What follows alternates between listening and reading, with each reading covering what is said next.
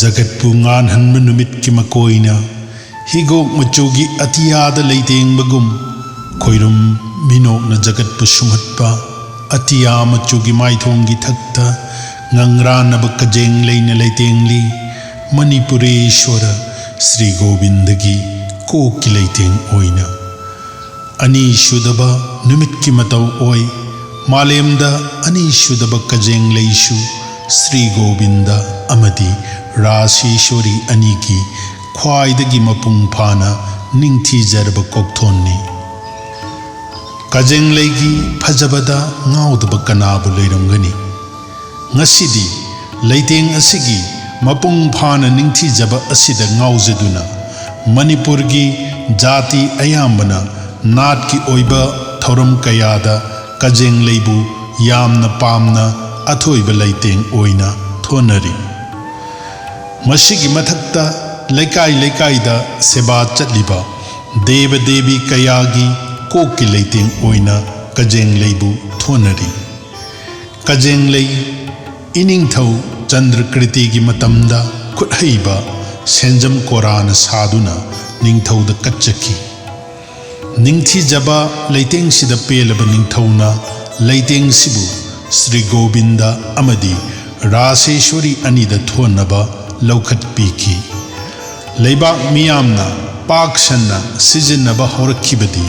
ani shuba lanjaw matungda marang kaina leihauba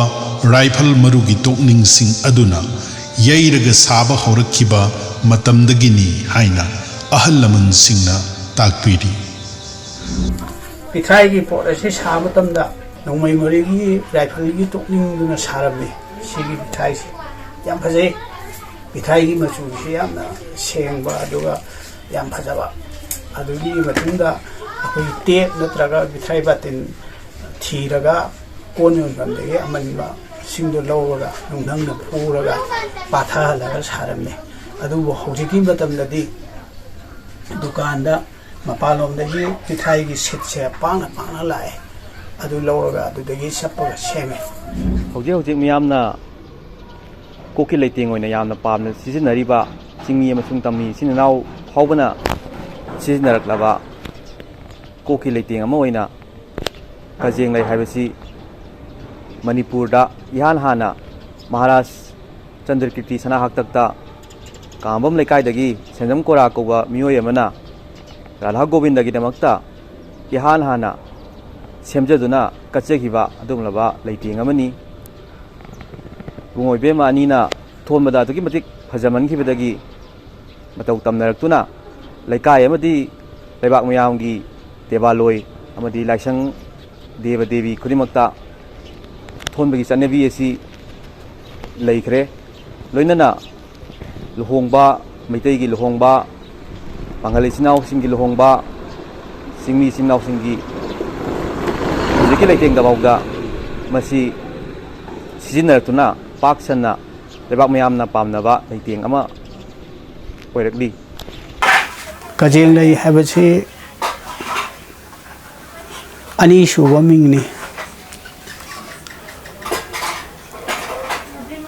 ahanbada mase leitreng hairame leitreng haiba wahi sigi nungi oibo hanthokti leitengba mangana leitengba haiba haide ishor haibase mangan naiba mangan thokpa koi hindi da hairaga tej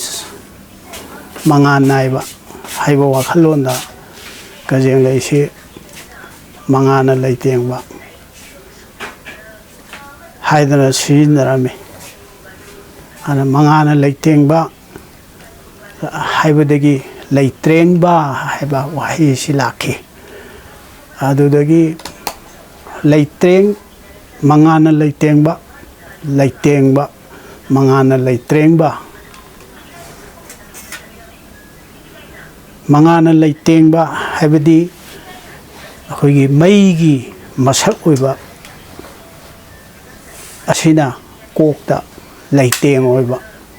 ada hindi dana akhoi lukham lomda tej haidana haiba ꯑꯗꯨꯒ ꯑꯩꯈꯣꯏꯒꯤꯗꯅ ꯀꯣꯏꯅ ꯎꯞꯄ ꯀꯣꯛꯇ ꯂꯩꯇ꯭ꯔꯦꯡ ꯍꯥꯏꯁꯦ ꯀꯖꯦꯡ ꯂꯩꯕ ꯀꯠꯄꯤꯔꯝꯂꯤꯕ ꯁꯤꯔꯒꯣꯕꯤꯟꯗꯒꯤ ꯀ꯭ꯔꯤꯄꯥ ꯐꯪꯂꯕ ꯑꯁꯤꯒꯨꯝꯂꯕ ꯁꯦꯟꯖꯝ ꯀꯣꯔꯥꯅ ꯇꯧꯕꯤꯔꯝꯂꯤꯕ ꯑꯕꯗꯥꯟ ꯑꯁꯤꯒꯤꯗꯃꯛ ꯂꯩꯕꯥꯛ ꯃꯌꯥꯝꯅ ꯃꯍꯥꯛꯄꯨ ꯏꯀꯥꯏ ꯈꯨꯝꯅꯕ ꯄꯤꯐꯝ ꯊꯣꯛꯏ꯫